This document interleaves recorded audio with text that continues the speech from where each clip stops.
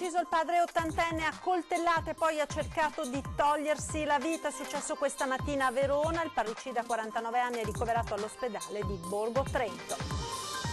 In strada con auto ed altoparlante per scoraggiare i ladri dopo la raffica di furti delle ultime settimane a Codognè. I cittadini si organizzano in ronde per scoraggiare i ladri. Sul problema furti nella Marca è intervenuto questa mattina il presidente del Veneto Luca Zaia, che sollecita prefetto e forze dell'ordine a dare un'adeguata risposta ai cittadini. Acqua alta, l'emergenza non è finita, le previsioni annunciano un nuovo picco di 140 cm per domenica mattina, intanto raccolti oltre 180.000 euro con l'SMS solidale. Disagi in montagna per le frane, in Val di Zoldo il comune è spaccato in due da una frana a Dont. Per portare i bambini a scuola è stata organizzata una staffetta di pulmini. Acqua colorata spacciata per profumi di marca, venduta a decine di parrucchieri di Piovene Rocchette, Schio e Malo. 42enne napoletano denunciato per truffa. 6 bimbi vigili del fuoco per un giorno grazie ad un progetto di Unicef e Corpo Nazionale dei Pompieri in occasione della giornata dei diritti dell'infanzia e dell'adolescenza. Buona giornata e ben ritrovati con la prima edizione dei telegiornali di Antenna 3. In primo piano la cronaca: dal veronese ha ucciso il padre ottantenne a coltellate, poi ha tentato di togliersi la vita. È successo questa mattina a Verona. Il parricida Rudi Paugger, 49 anni, è stato soccorso dai sanitari del 118 e trasportato all'ospedale di Borgo Trento. Il padre, secondo quanto si è appreso, è stato ucciso mentre era sulla sedia a rotelle. Testimone la badante, l'anziano era malato da tempo. L'ottantenne si trovava in bagno con la badante quando è stato aggredito dal figlio, che lo ha colpito con un coltello alla schiena. La donna, terrorizzata, è fuggita dando l'allarme. Quando i poliziotti sono giunti sul posto hanno trovato il figlio ancora con il coltello in mano, dopo essersi inferto alcune ferite nel tentativo di togliersi la vita. La vittima, prima di andare in pensione, era titolare di un negozio di abbigliamento a Bolzano e non risulta avesse problemi economici. Il figlio, che era senza lavoro, viveva con il papà. E torniamo ora a parlare della piaga dei furti in provincia di Treviso, con dei numeri che stanno diventando davvero impressionanti: 250 colpi nell'ultimo mese, 31 in un solo pomeriggio la scorsa settimana. E a Codognè, su una chat di cittadini, un privato, Giacomo Piccoli, propone di scoraggiare i malviventi andando in ronda la sera con auto ed altoparlante per spaventare i ladri. Devono sapere che non staremo inermi ad aspettare che ci derubino, ma il sindaco Lisa Tomasella invita alla cautela. A Montebelluna intanto i cittadini, esasperati, 2 settimane fa, lo ricordiamo, erano scesi in strada addirittura con i trattori.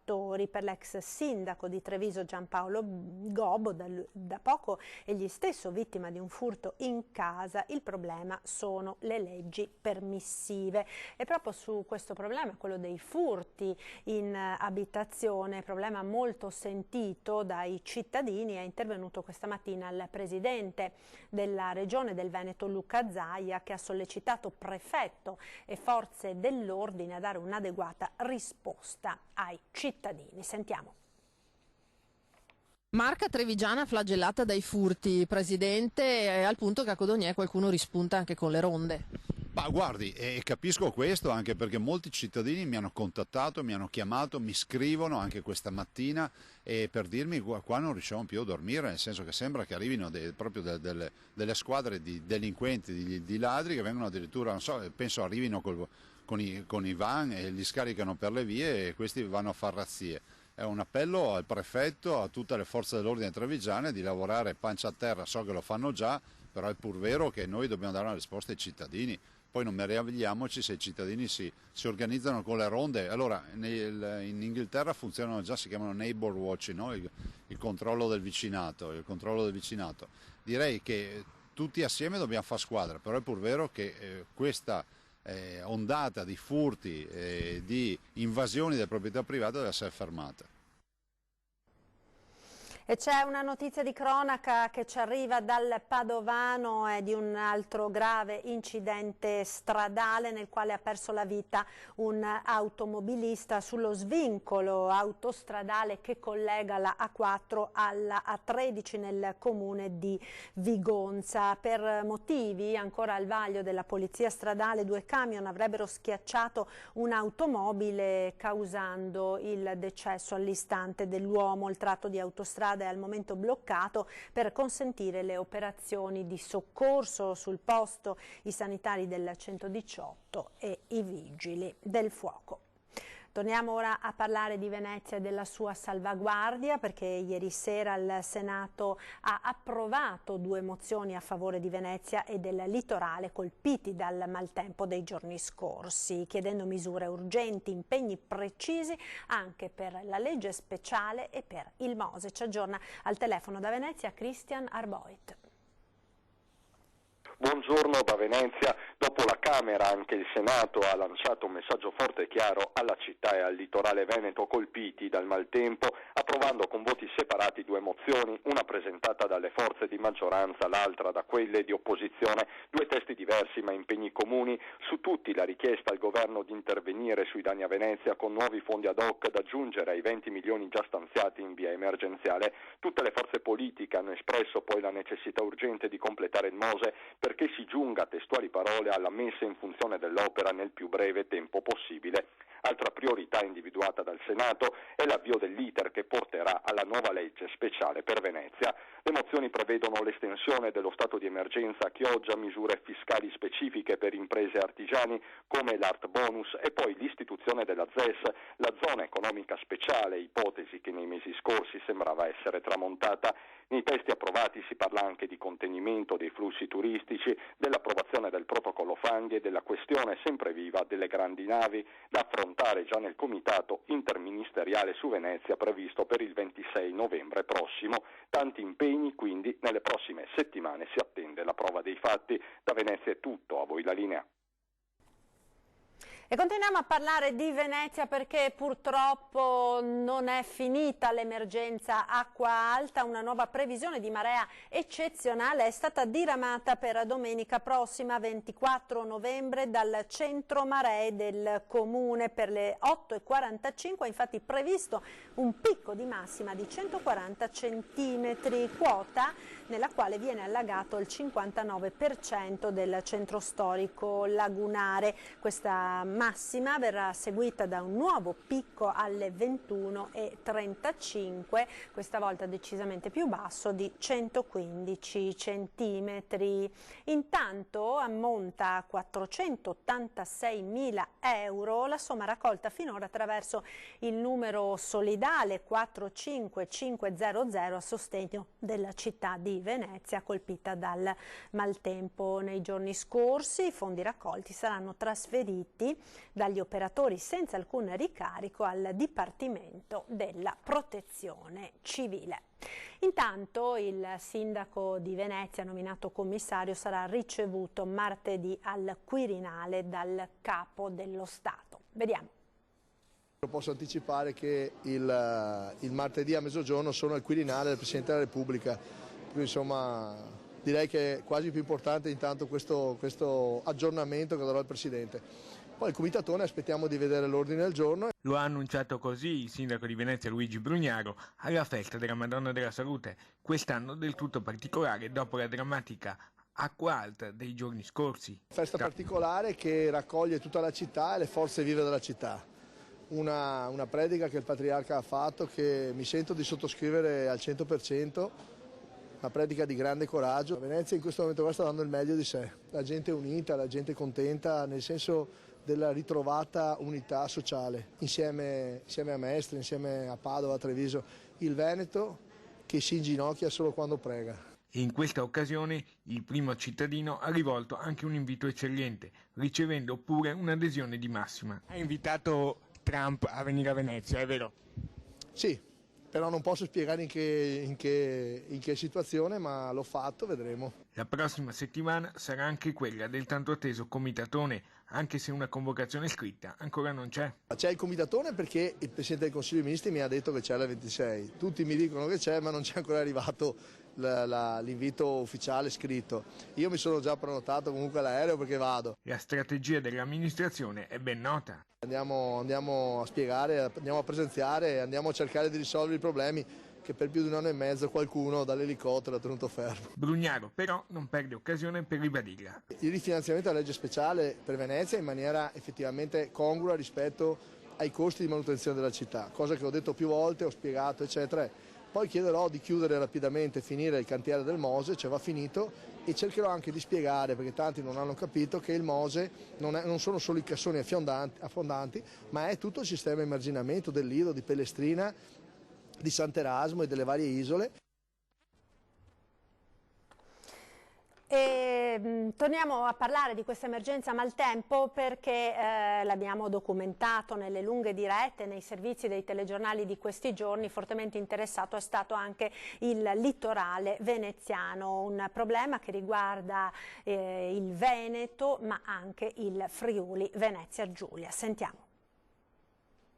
I recenti allagamenti di Bibbione riaccendono i riflettori su una questione che si porta avanti ormai da troppo tempo e che coinvolge sia il territorio friulano che quello veneto. La creazione dei mini laminatoi, quelle che una volta erano le casse di espansione su cui il governatore Fedriga specifica. Su quello io credo che sia necessario un accordo tra tutta l'area coinvolta, quindi dai sindaci del San Danielese per capirci, per arrivare fino alla Bassa con la Tisana da una parte e Lignano e San Michele dall'altra. Perché per esempio Bibbione, no? E lo sa, appunto in questi giorni è finita sott'acqua e sono le acque che arrivano al tagliamento, quindi il Veneto vive questa preoccupazione. È un problema vero, è un problema che viviamo sia in Friuli Giulia che in Veneto, nella parte bassa. Penso che intanto, come previsto dagli ultimi accordi Veneto e Friuli Giulia, dobbiamo intervenire sulla parte bassa con l'innalzamento degli argini. Noi abbiamo già sulle due zone più critiche messo 10 milioni di euro e inizieranno a brevissimi lavori. Per quanto riguarda la nostra parte, so che il Veneto si sta impegnando tantissimo anche per quanto riguarda la parte veneta, dopodiché proprio in un incontro con il capo della Protezione Civile Nazionale Borrelli penso faremo un tavolo che coinvolga tutte queste istituzioni. Da 30 anni che si discute di questo, bisogna raggiungere una soluzione. Diciamo gli invasi possibili o gli allargamenti, le aree golenali da allagare, diciamo, cosa pensa? Là c'è un problema vero che tutta l'area del San Danielese solleva ed è reale. Cioè, il tagliamento è penso uno dei pochi fiumi europei che hanno il corso naturale, che non sono mai stati toccati, e quindi un patrimonio importante, quello non c'è dubbio. E quindi per quello sarà un accordo, perché bisogna essere meno invasivi possibile, perché altrimenti noi dobbiamo mettere insieme la tutela del territorio contro danni che possono avvenire appunto con piene del genere, e dall'altra parte una tutela di un alveo che è sicuramente importante, ha un valore penso storico, non soltanto naturalistico importante. E dal litorale alla montagna, dove stanno creando problemi soprattutto le frane, in Val di Zoldo, per riuscire a portare i bambini a scuola è stata organizzata una staffetta di pulmini. Vediamo. Cosa provate ad attraversare la frana per andare a scuola? Beh, è molto divertente e mi piace passare nella slaffa perché è anche un'abitudine. In ladino la slaffa è il fango liquido che si muove, quello stesso fango dell'enorme frana Dont che stavolta i bambini dell'Istituto Comprensivo Dante Alighieri di Val di Zoldo devono calpestare per poter raggiungere i pulmini che li accompagnano nel tragitto da casa a scuola e viceversa. Era mai capitato? No, non era mai capitato, però abbiamo costruito inizialmente una passerella appunto a bordo del torrente Mae, però poi appunto la frana è scesa talmente a valle che la passerella è stata trasportata via. Questa situazione era più importante di un giorno di scuola, perché ha insegnato un po' ai bambini cosa vuol dire il sacrificio, cosa vuol dire far di tutto per loro per farli andare a scuola. Della passerella realizzata si scorge dalla provinciale quel che rimane. In fondo l'acqua del Mae si è mescolata al fango. Con la valle spaccata in due, il comune di Val di Zoldo si è assunto la responsabilità di consentire il passaggio sulla provinciale. Ha spaccato in due la valle e si vede anche proprio la melma che è stata trasportata a valle e che adesso sta defluendo sulla parte bassa. E continua a scendere. E continua a scendere. Il poliedrico consigliere comunale Cisalute risale sulla ruspa per liberare la strada per i bambini della scuola, così come per gli abitanti delle frazioni che fanno la spola da una parte all'altra armati di pazienza e di buona volontà. E fate avanti e indietro con la spesa, i bambini a scuola. Mattina portiamo giù il pane per la popolazione giù. Così. E così, perché un conto è la narrazione bucolica, altra cosa è la realtà di queste vallate collegate da un'unica strada, e se una frana la interrompe i disagi si moltiplicano in maniera esponenziale e la vita si spacca in due. Lì sulla 251 fra Donte e Fusine, lungo il versante, il fango si muove a una velocità impressionante. La ruspa sposta il materiale, non c'è nemmeno il tempo di girarsi che la strada è di nuovo invasa, e si va avanti con la speranza che presto la situazione possa essere risolta. E proprio da questa mattina in Val di Zoldo, ad Onta, fasce orarie, la strada è stata riaperta a senso unico alternato con moviere sul posto. Una notizia ora che ci arriva dal Venezia: è morto a 90 anni l'ex sindaco della città lagunare Mario Rigo, esponente del PSI e parlamentare europeo. Era stato prima cittadino di Venezia per 10 anni, dal 1975 all'85. Nato a Noale nel 29, era intervenuto recentemente sull'acqua alta di Venezia e sul Mose. Era stato eletto nel 70 in consiglio comunale ed era diventato il vice del sindaco democristiano Giorgio Longo, poi era stato eletto sindaco. Mario Rigo è stato anche presidente del Gran Teatro La Fenice, vicepresidente della Biennale di Venezia, ed ha dato un forte impulso alla vita culturale della città. Vasto cordoglio a Venezia per la perdita di un protagonista della storia cittadina. Matteo Messina Denaro a Salgareda. La rivelazione shock di un pentito di mafia sta facendo discutere la Marca. La mafia esiste, ma c'è troppa indifferenza, afferma il procuratore capo di Treviso Dalla Costa. Serve molta più cultura, serve aprire gli occhi sui rischi e sui pericoli. A nord-est e nella Marca la mafia c'è e continua a crescere, soprattutto sulle spalle del tessuto imprenditoriale. Usa parole chiare il capo procuratore di Treviso Michele Dalla Costa, magistrato con una lunga esperienza nelle direzioni distrettuali antimafia di Trieste e Venezia. Dalla Costa premette che della effettiva permanenza del boss dei boss Matteo Messina Denaro a Campo di Pietra di Salgareda nel 2014 si sta occupando la DDA di Venezia, ma un conto è il singolo episodio, un altro il fenomeno in generale.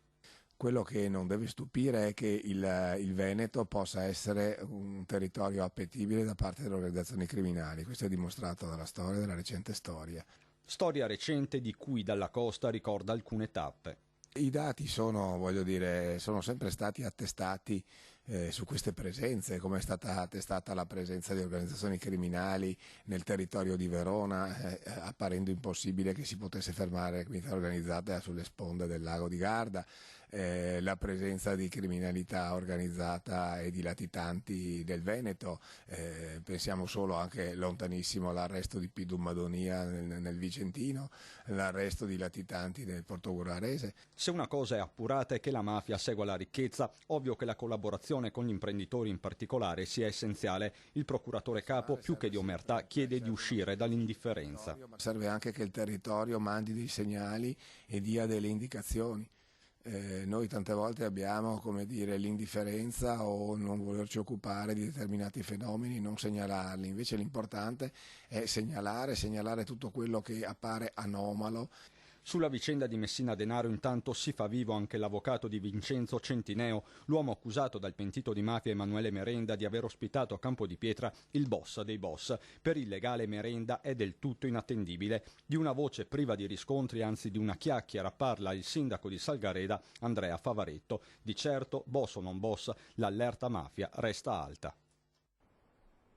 Ci fermiamo ora per qualche istante di pubblicità, subito dopo ancora cronaca con una truffa perpetrata ai danni di decine di parrucchieri. Linea alla regia.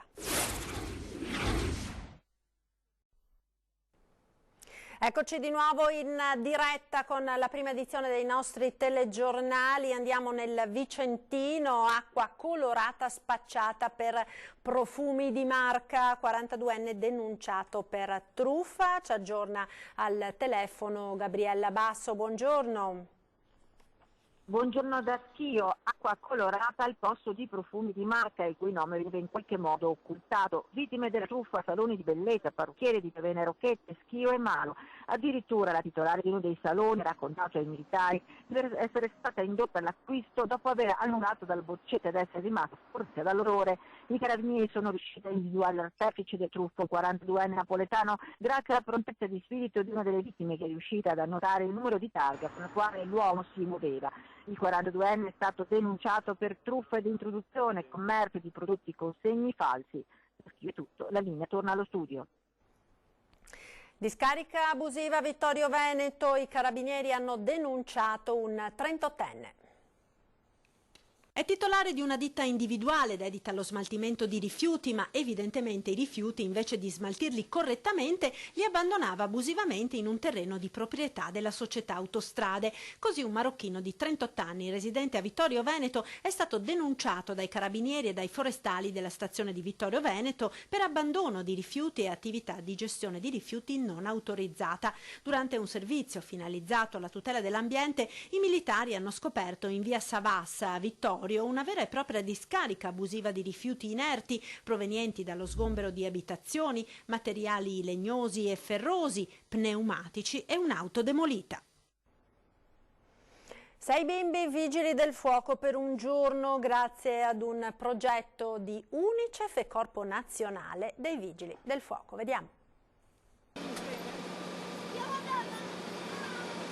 Tuta, elmetto ed eccoli salire sull'autopompa per la simulazione di un intervento d'emergenza. Vigili del fuoco per un giorno, 6 bambini trevigiani messi a confronto con il mondo che li circonda, come nello spirito dell'Unicef, che ha voluto celebrare così la giornata mondiale dei diritti dell'infanzia e dell'adolescenza. Oggi simuliamo che i nostri ragazzi abbiano ognuno di loro un ruolo tipo comandante oppure capo distaccamento, capo rimessa, in modo da renderli compartecipi alle nostre scelte. Bambini ma anche bambine, visto che anche all'interno del Corpo Nazionale dei Vigili del Fuoco si lavora per la parità.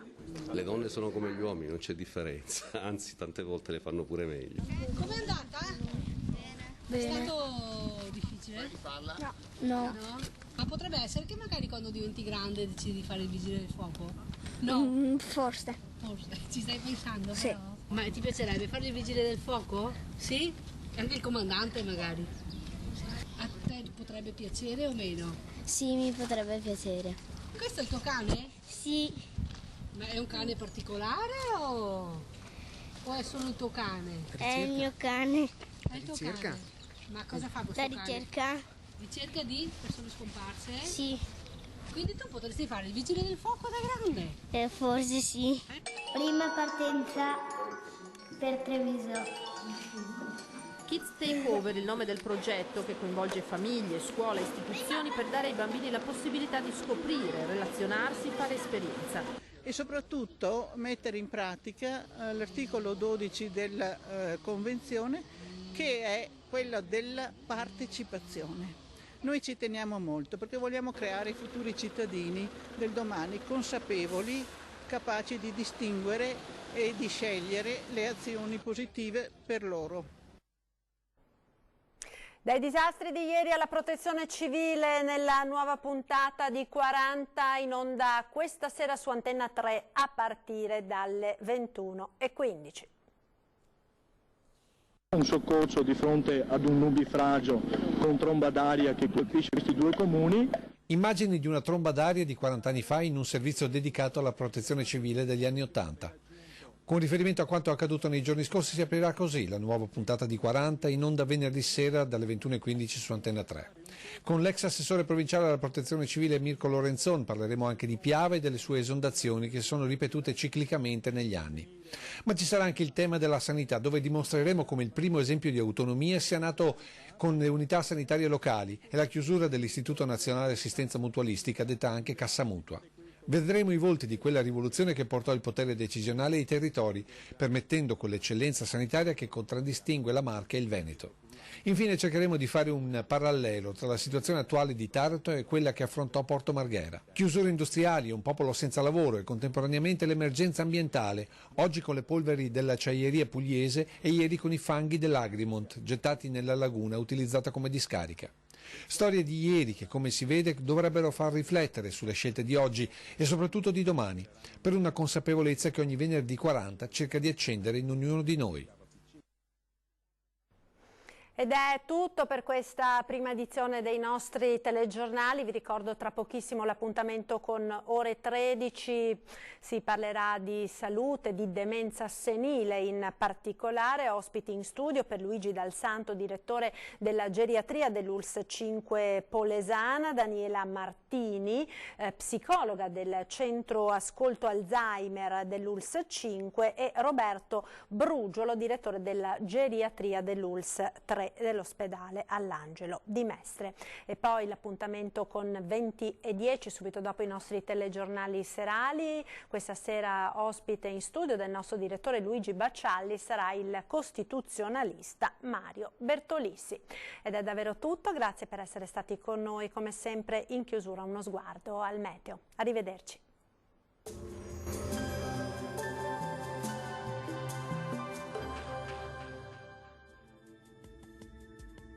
Bentrovati al meteo. Un costante andirivieni di perturbazioni causa una spiccata instabilità sul nostro territorio e dunque anche la giornata di venerdì sarà bagnata da qualche pioggia. La situazione nel dettaglio. Sul Veneto molte nubi ovunque, con precipitazioni piuttosto diffuse, specialmente al mattino. Qualche pausa asciutta al pomeriggio, ma in serata nuovi rovesci localmente anche intensi. Temperature minime tra 6 e 11 gradi, valori massimi compresi invece tra 11 e 14 gradi. Condizioni di maltempo anche sul Friuli Venezia Giulia, con temporali anche forti un po' dappertutto, generalmente un po' per tutto l'arco della giornata.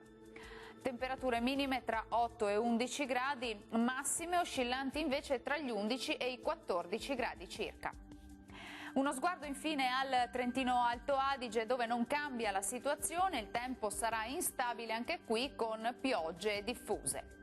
Temperature minime sui 5 gradi, massime tra 9 e 10 gradi. Dal meteo per ora è tutto, grazie per l'attenzione e arrivederci.